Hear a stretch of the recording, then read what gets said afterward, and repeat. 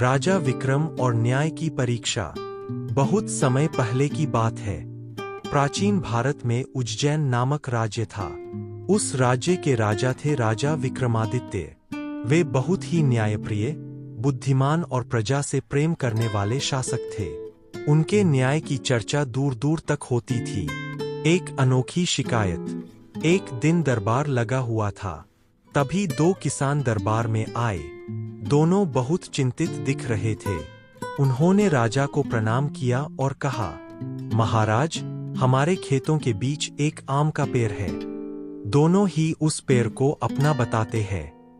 अब आम पक गए हैं और हम दोनों ही उन पर अधिकार चाहते हैं। कृपया न्याय कीजिए। राजा विक्रमादित्य ने ध्यान से दोनों की बातें सुनी। पहले किसान ने कहा, महाराज, यह पेड़ मैंने लगाया था।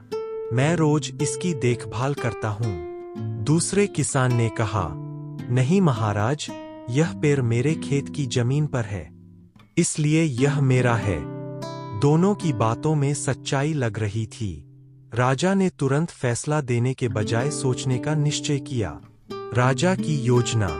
राजा ने अपने मंत्री से धीरे से कुछ कहा और फिर दोनों किसानों से बोले, आज रात हम इस पेड़ की रखवाली के लिए सैनिक भेजेंगे।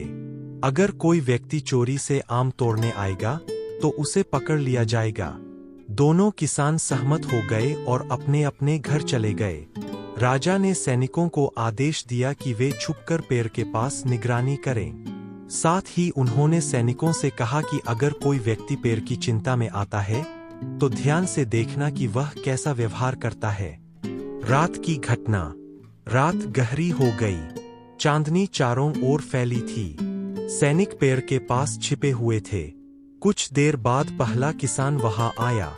वह पेड़ के पास खड़ा हुआ, चारों ओर देखा और बड़बड़ाया, अगर कोई आम चुरा ले गया तो मेरा नुकसान हो जाएगा। लेकिन वह थोड़ी देर में ही वापस चला गया। कुछ समय बाद दूसरा किसान दौड़ता हुआ आया। वह बहुत चिंतित था।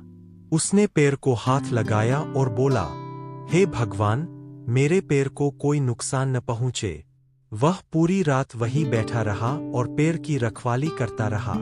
सैनिकों ने यह सब देखा और सुबह राजा को सारी बात बता दी। न्याय का निर्णय। अगले दिन दरबार में दोनों किसानों को बुलाया गया। राजा ने मुस्कुराते हुए कहा, जिस किसान ने रात भर पेड़ की चिंता की और उसकी रक्षा की, वही उसका सच्चा मालिक है।